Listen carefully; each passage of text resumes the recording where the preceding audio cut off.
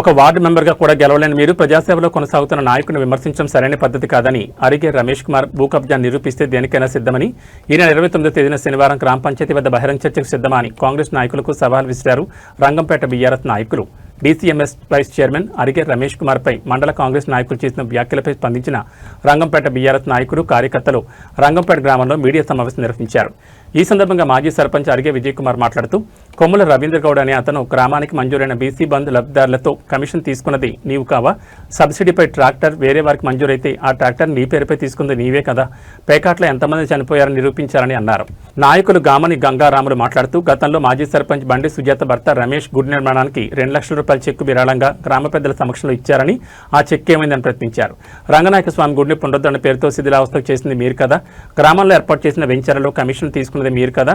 అరిగే రమేష్ కుమార్ గురించి మీ గురించి ఎవరు ఇలాంటి వారు అనేది గ్రామ ప్రజలందరికీ తెలుసన్నారు.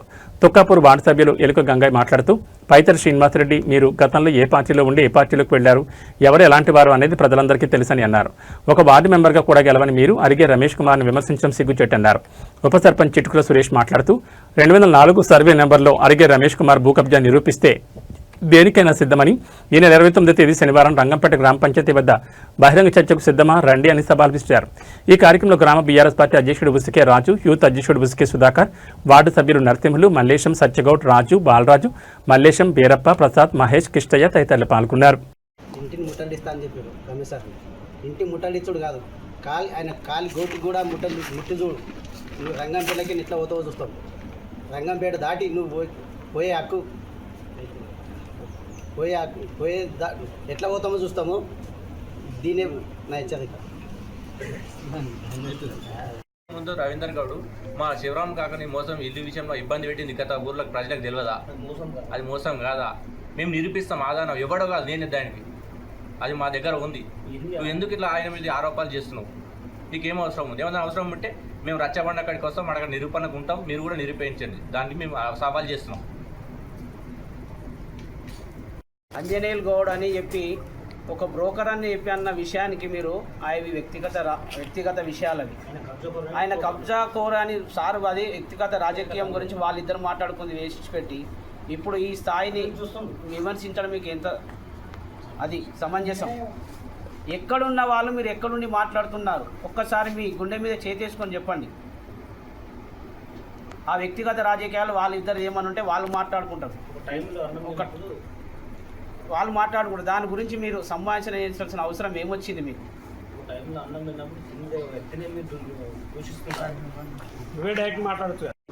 రవీందర్ గౌడ్ మీరు మాట్లాడుతున్నారు, బీసీ కార్పొరేషన్లో వచ్చిన డబ్బులతో కమిషన్ తీసుకుంది నువ్వు కాదా?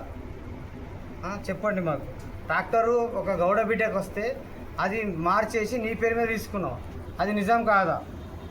అరిగే రమేష్ తోటలో పత్తాలు అడిగిన అంటారు, చనిపోయారు. ఎంతమంది చనిపోయారు చెప్పు, నువ్వు ఆధారాలు నిరూపించు. మా దగ్గర ఉన్నాయి, మీ దగ్గర ఉంటే. గౌడ బిడ్డని అంటావు, రామగౌడ్ని మోసం చేయలేదా? ఎన్ని లక్షలు సంపాదించు తెలియదా అమ్మకు?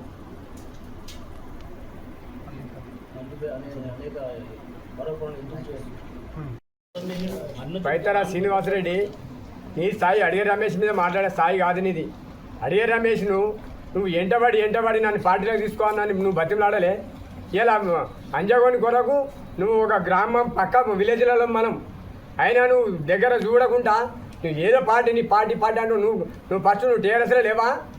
ఈరోజు అంటున్నావు నువ్వు నేను కాంగ్రెస్ పార్టీ అని. కాంగ్రెస్ పార్టీలో నువ్వు ఫస్ట్ నీకు సభ్యత్వం ఎన్నుందో ఒకసారి నువ్వు నాకు చూపెట్టు, నేనని నీకు చూపిస్తా. శ్రీనివాసరెడ్డి గారు, నువ్వు మంది మీద ఆరోపణలు చేసేటప్పుడు నువ్వు ఏ స్థాయి నుంచి ఏ స్థాయికి పోయినావు అనేది నువ్వు ముందు గుర్తుంచుకొని అది పెద్దలతో ఎట్లా మాట్లాడాలో, ఏ విధంగా మాట్లాడాలని ఫస్ట్ నేర్చుకో. నువ్వు ఎవరు మాట్లాడుతురు, పక్క విలేజ్ వాళ్ళు మాట్లాడి పక్క మండలం వాళ్ళు మాట్లాడిరని నేను కూడా మాట్లాడతాను కాదు. ఆ విలేజ్ నుంచి మనం 24 గంటలు తిరుగుతున్నాం, అన్నదమ్ములలాగా ఉంటాం. ఆ విలేజ్ మీద పెద్ద మనిషి మీద ఒక 30 ఏళ్ళ రాజకీయ నాయకుని మీద నువ్వు ఒకసారి ఒక వాడి నెంబర్ కూడా గెలవని వ్యక్తివి నువ్వు అలా అడిగే రమేష్ మీద మాట్లాడేంత స్థాయి కాదు నీది. అడిగే రమేష్ని హెచ్చరించేంత స్థాయి కాదు. లేదు నీకు నాకే సవాల్ చేస్తున్నా శ్రీనివాసరెడ్డి. అన్యాయాలు చాలా ఉన్నాయి.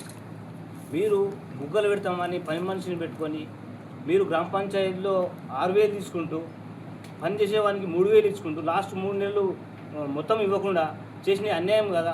పని వాళ్ళ సొమ్ము తిన్నట్టు కదా? మీరు ఎక్కడ మాట్లాడుతున్నారు? ఎవరి గురించి మాట్లాడుతున్నారు? మీరు కమాన్కి ఇచ్చిన 2 లక్షల చెక్కు ఏం చేసారు? మీరు ఎందుకు ఇచ్చారు? దేవుని గుడికి ఇచ్చారు. అది ఆ డబ్బులు కూడా నువ్వు దీన్ని వాడకం చేసుకున్నది కదా. వెంచర్లలో కమిషన్లు ఏమైనాయి? 10 గుంట భూమి ఇవ్వలే గ్రామ పంచాయతీకి, ఏమైనాయి ఇన్ని వెంచర్లలో? నువ్వు చేసిన అన్యాయాలు ఎన్ని ఉన్నాయి? దేవుని గుడి కూలదెంగి అలా వచ్చింది ఏమో తీసుకొని దాన్ని విచ్చలవిడిగా విడిచిపెట్టావు. వాళ్ళు కుటుంబీకులు గోషవాడి బాధపడి చనిపోయారు కరోనా టైంలో, బాధలకు గురై. నువ్వు చేసింది మోసాలు కావా ఇవి? మీరు మా సార్ను పట్టుకొని ఎంత పడితే మాట్లాడుతున్నారు. అవును, ఆయన బ్రోకర్ అంతందుకు, కబ్జాదారు అంతందుకు అంత అదే ఆగకు. ఏం కబ్జా చేసి మా సార్ నిరూపిస్తావాను? తీసుకొని రా, గ్రామ పంచాయతీ శనివారం నాడు తీసుకొని రా. ఏమున్నాయో మీ దగ్గర ఆధారం ఉంటుంది, మేము తల వంచుతాం. మేము ప్రజలకు అన్యాయం చేసామద్దా? మీరు ఎంతమందికి లోపల ఆడపిల్లలు కూడా వేధించడం మాకు తెలుసుదా?